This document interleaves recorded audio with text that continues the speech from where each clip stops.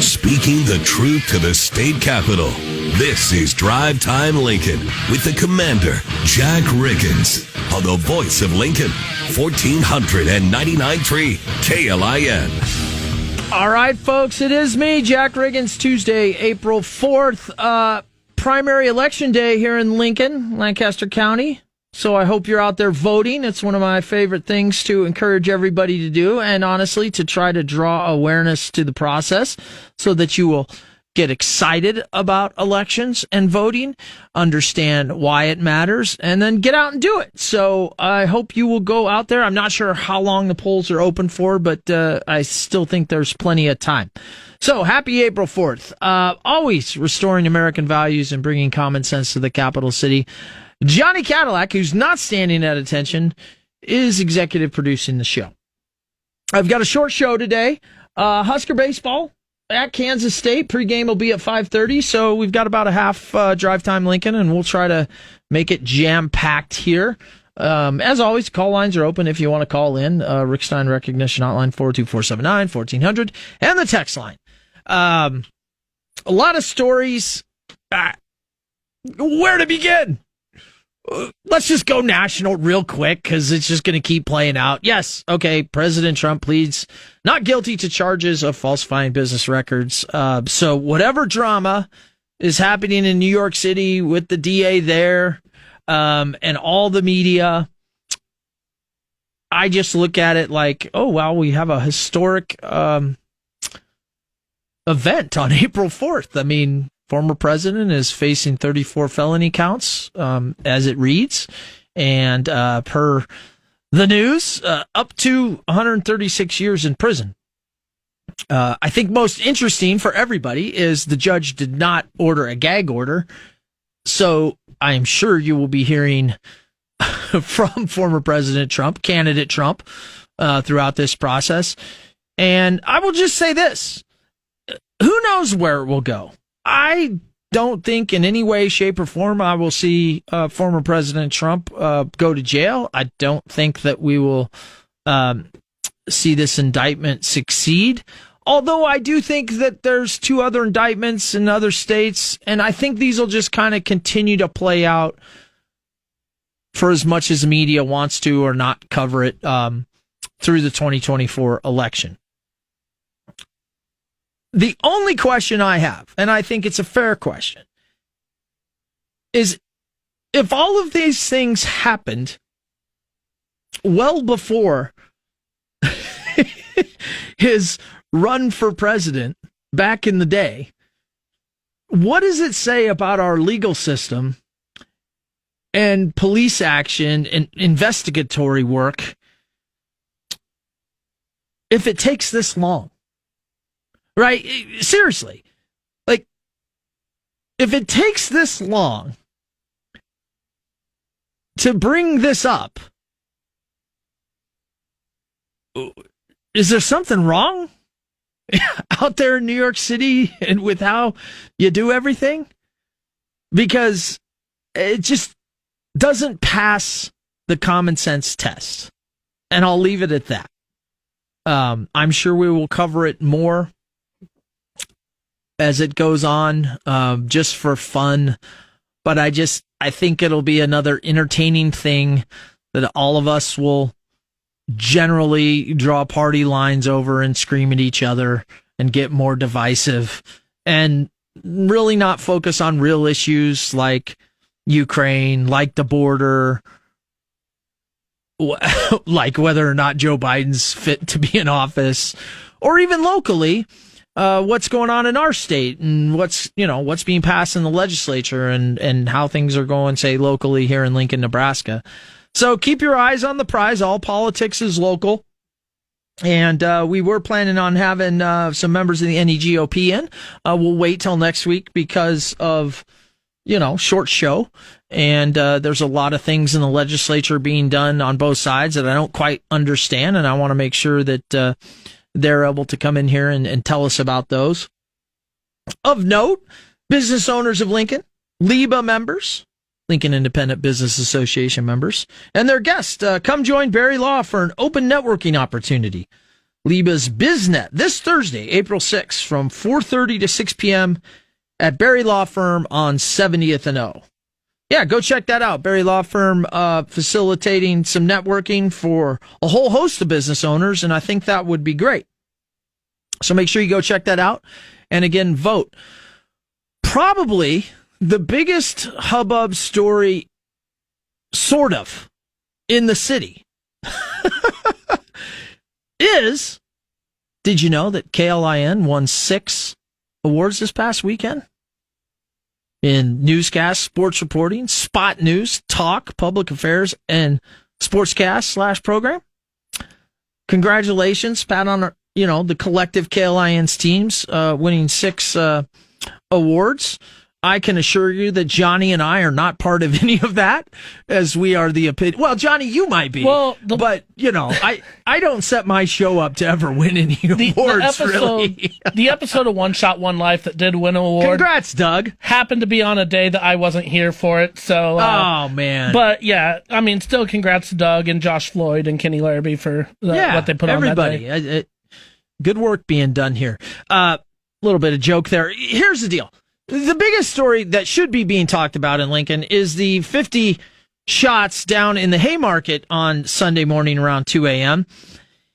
And the fact that many press agencies have been trying to get information, and for whatever reason, LPD has just said 2 cars were hit and there was 50 shell casings, when everybody in the city, yours truly, just walked down there and can see that multiple businesses have been hit too. And I just wonder where we're at. Media, police relations, that we don't want to get the information out as soon as possible to the public when there's essentially been what could have been a mass shooting with multiple injuries. I get, we don't want to scare people. But people need to know, and when we don't have information, and somebody like me, go to my social media if you want to see the actual things that I could dig up, that businesses were also impacted, bullets through the windows, through the drywall, some of them ricocheting and laying on the ground. That's not the right message. I mean, that is not political. That is just what it is. And so I look forward to everybody in media and KLIN's pressure to bring more to that story, because I think it's important, especially when it involves a heck of a lot of gunfire down in the Haymarket. It's affected people, it's affected businesses, it's affected all of us. It's our public safety. 1499.3 KLIN.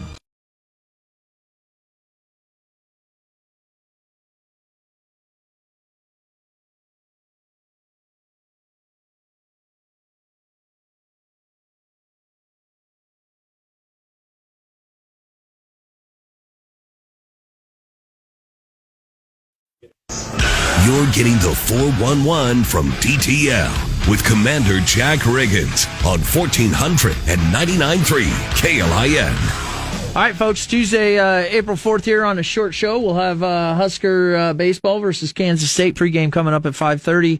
Again, primary day here in Lincoln, Lancaster County, so make sure you get out and vote. It makes a big difference. Ultimately, we all earn the government we get by our choices in voting or choosing not to vote. But I highly encourage everybody to go out and vote.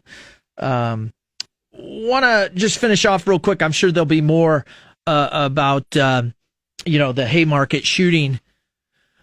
But yeah, we all have to do a better job. I mean, years ago, right, you would have news crews down there doing the nightly news right from these venues, showing the damage that was done to businesses and in the surrounding area. And I think that is important for the public to know.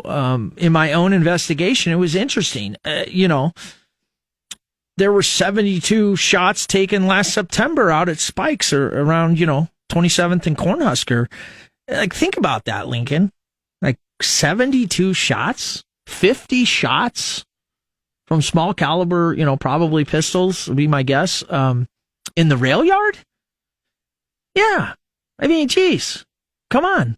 let's get all the information out there. I mean, maybe we can help solve the case. There's multiple cameras down in that area that, businesses have that I'm sure the police are investigating, and hopefully the police, and I'm sure they are, running it to ground. But, let's get that information out.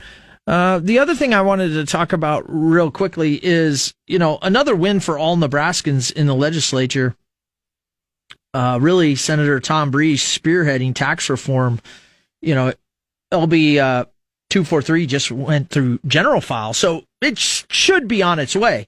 And what's this do for you and I? Every homeowner and landowner is going to get to keep more of their money, and I think that everybody in Nebraska can get behind something like that, and that's good to see. And that's why we're going to have the NEGOP on. I want to know, with the changing dynamics in the party, how much these upsurge of conservative values and senators that are actually, trying to push things through, how much of an impact it's having. And again, this one, tax reform, I think it's a big win. Again, big shout out to Senator Tom Breeze. So there we'll go. Now, on the flip side, I think it's interesting. You see that Michaela Cavanaugh and the group is getting a lot of press on their new pact, Don't Legislate Hate Pact. Adam Morfeld has started a Nebraska Action Pact against misinformation. These are just national democratic mechanisms of being able to pool big money to push agendas through these buzz terms. And they're dangerous. And that's, again, just to show you that big time left and right coastal views and apparatuses are right here in Nebraska, and we'll see where they go. I mean, they're just another weapon to be used in the fight between, extreme liberalism and conservatism. And I would like to see us kind of get back to middle of the road Republicans, middle of the road Democrats. So just be aware of that out there. All right, let's go to Brian on line one. Brian, you want to make a comment on why the charges on President Trump weren't brought until now?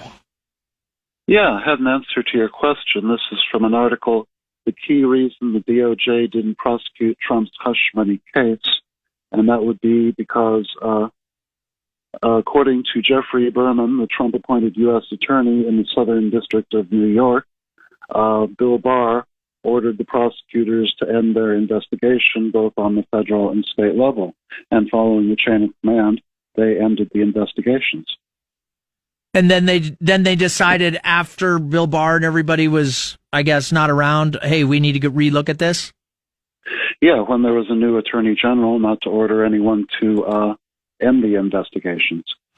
All right. Well, I mean, what's interesting on this one, I think, is while it certainly has some legal grounds, or there wouldn't have been an indictment, obviously, one of the things that will play out for you and I, right, is the political nature, if any, but I think it will be captured in a political nature fight in all of this that we're all struggling with right now, don't you think? Well, I always look at it as trying to find out what is true and what is false. And there's still some of the faithful saying he never did the deed with Stormy Daniels, and it was all Michael Cohen's idea, and Trump knew nothing about paying her off.